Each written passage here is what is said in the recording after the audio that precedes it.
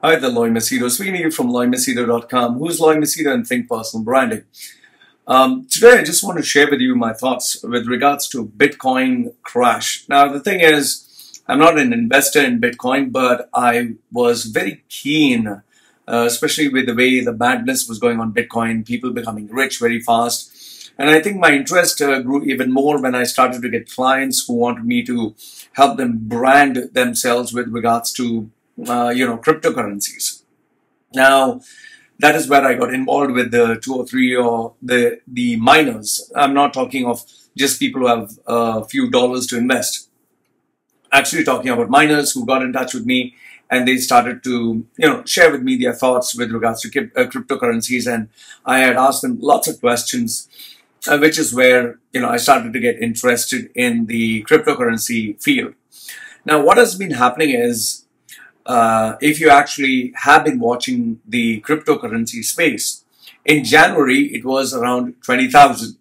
And today, if you actually check, it's somewhere around 3,900 or something like that. So the value of cryptocurrencies is declining really bad, really sharp. For all those people who invested when it was at its peak, have today lost all their money and panic has set in. All right. So what I did is I did a little bit of research. I watched videos by Ronny, Moas, who's the founder of Sandpoint Research, Tommy Lee, who is the co-founder of Fundstrat Global, Naeem, Aslam, who's the chief market analyst at ThinkMarkets, and Matt Greenspan, the senior market analyst at Etoro. I also watched a couple of documentaries, news channels. So I did my bit of research to see what these experts had to say. Now, the funny thing is, this guy, Ronny Moas, who's the founder of Sandpoint Research, you should seriously, don't take my word, just search on YouTube, Ronny Moas. Check his video 6 months ago when he spoke, I think, at CNBC or one of the news channels, where his prediction was, and I'm not joking, his prediction was one Bitcoin or one cryptocurrency would be worth 100,000 US dollars. So he said from 20,000, it's just going to go up. It's going to reach 100,000 US dollars and I can bet my life. I'll bet my house. I guarantee, I assure you, he spoke with such gusto and confidence that I was like, oh my goodness, maybe I'm going to miss out on this wave. However, now if you check his videos, he keeps saying, this artificial trend that is there, it goes up and comes down. Now is the time to buy. Now it's not the time to sell. Talking a lot of shit. In fact, all these so-called experts who are there, who are predicting all this big stuff, now they are saying, no, the market has to correct itself. Bitcoin is a very volatile asset which goes up and then goes down. If you check the history, it was 80% up and now it's 80% down. See, the thing is, first and foremost, Bitcoin is a digital currency, okay? It was created by this guy, Satoshi, whatever, Nakamura, whatever his name was. He created this, nobody knows who he is. And Bitcoin was supposed to be this only one digital currency in limited amounts. So there was this great fascination. However, today you have Bitcoin, you have Ethereum, you have XRP, Litecoin, Zcash, DCG. You have so many cryptocurrencies, okay? And each one claims to be even safer than the other. And then the surprising bit was when Bitcoin, which was supposed to be only Bitcoin, forked out into Core, Bitcore, then you have Bitcoin Cash. So now instead of just having Bitcoin, you have the babies of Bitcoin. And now instead of having just a limited number of Bitcoins, you have double the number. So where the exclusivity or where the, so-called, you're calling this an asset, the rarity was there, it's no longer there. Now there are so many so many cryptocurrencies. In fact, just look at this. Where the stock market predictions of earnings is limited to 7%. Okay, 7% is what you can expect a growth when you invest in any commodities or any stocks per year. Bitcoin at 2015 was $333. In 2016 was $600. 2017 was $750. And 2018 from $750 jumped to 20,000 US dollars.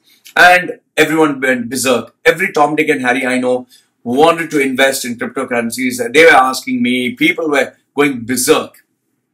Now it's come down to 3,900. And now the experts are saying, no, you had made it, you had just fueled the speculation. Many people wanted to make easy money, got in. They'll give you all their gyan, their theories, and their predictions. The fact of the matter is, for example, in order to create a Bitcoin, you need to have, let's say, servers, electricity, computer parts. You have your operating cost. You need to have the infrastructure in place.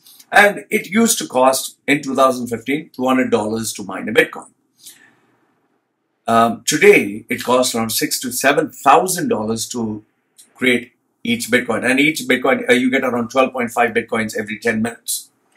So now, when you have to put in so much money to create something that's digital, do you think people are going to keep pumping in money at a loss just for something which, honestly and frankly speaking, who's using Bitcoin? Where are they using? Can you show me anywhere apart from this underworld or this Silk Road or whatever? Who's using Bitcoin? Where are they using it? Yes, there are some places like Starbucks would say, okay, we accept Bitcoins. Who is going to pay? Like, for example, if today your Bitcoin is worth $500, tomorrow it'll be worth $700. End of the year, it'll be worth $20,000. Let's say one Bitcoin. Do you think you'd want to spend that Bitcoin? You'd hold on to it and say, let it go higher. Let it go higher. I spent $200. Let me get $20,000 back. Let me get, 2 million back. So people will hold on to it. People will not spend. Because just imagine if you had a Bitcoin that was worth $200, you sold it for $250. And after 1 week, you find out it's $2,000. Wouldn't you regret it? That is why people are just holding on to their Bitcoins. Nobody wants to sell it. Now, here's the thing. Nobody knows who owns what. Nobody knows how much you own. Nobody knows who's buying what. There is no regulation. In fact, nobody knows whom to tax and how much to tax. In fact, regulators do not want unwanted risks and they do not want unwanted speculation. In fact, if you watch the interview with Jay Clayton, who is the SEC, that is Securities and Exchange Chairman, he says ICOs, that is initial coin offerings, where they take money from the public to create, let's say, anything, especially cryptocurrencies, they have to be registered with the SEC. As of now, not even Bitcoin is a security. His words, Bitcoin is not a security. When you are offering securities, you have to be compliant with the laws. And apparently, none of the ICOs in the ICO space have disclosed their financial statements, have disclosed who earns what, they have not identified anyone. So when you just have someone who is a number and not even a name, and he has X amount of whatever, digital currency, which nobody is using, how do you regulate this?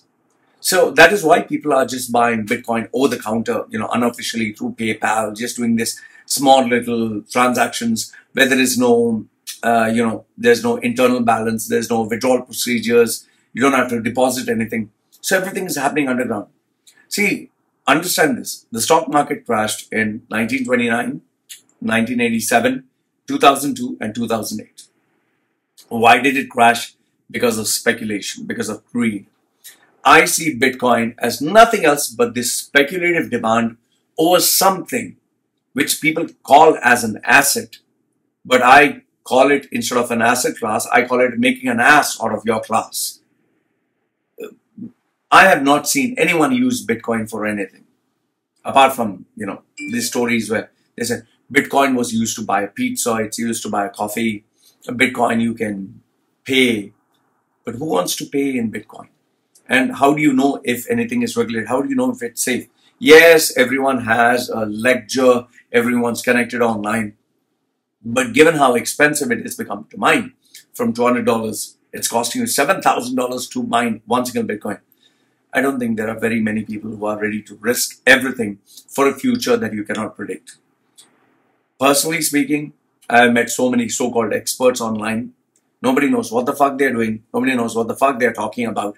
Everyone just gives all these theories, and these experts, they use all these big jargon like it's an asset class with volatility and, the fluctuations in the market, which is bearish and bullish, and you need to stop making it a fork. Whatever shit they talk. End of the day, everyone's talking from their ass. Nobody knows what the fuck is going to happen. All these guys just want your money. They want to take it, keep it, and become rich with it. And they don't give a damn whether you make money or not.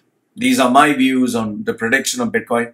I would say whomsoever has invested early on, when it was $200 or $1 or 33 cents or whatever, and if he held on to it, when it becomes 20,000 and he sold it, yes, he has made his millions.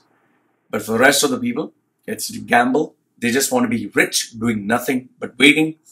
It's like being rich without working hard and saying that, oh, I took the risk. No, you're just gambling. You're just gambling, hoping to roll the dice and a good number comes. I would say whomsoever is invested in Bitcoin after the initial period will burn, lose all their money, and they'll end up being depressed. And just like the stock market crash of 1987, people jump from the bridge. You'll see many people jumping from various other bridges. These are my thoughts with regards to the cryptocurrency world. Keep away from it. It's all bullshit. It's, yes, the future will be there for cryptocurrencies. Yes, it'll be used for some kind of security. But the way it's going right now, I would say keep away from it. You just don't know what the fuck you're getting into. So these are my thoughts. Let me know what are your thoughts. I'd love to read your comments. Like the video, thumbs up. Don't like it, thumbs down. This is me saying goodbye for now. Take care.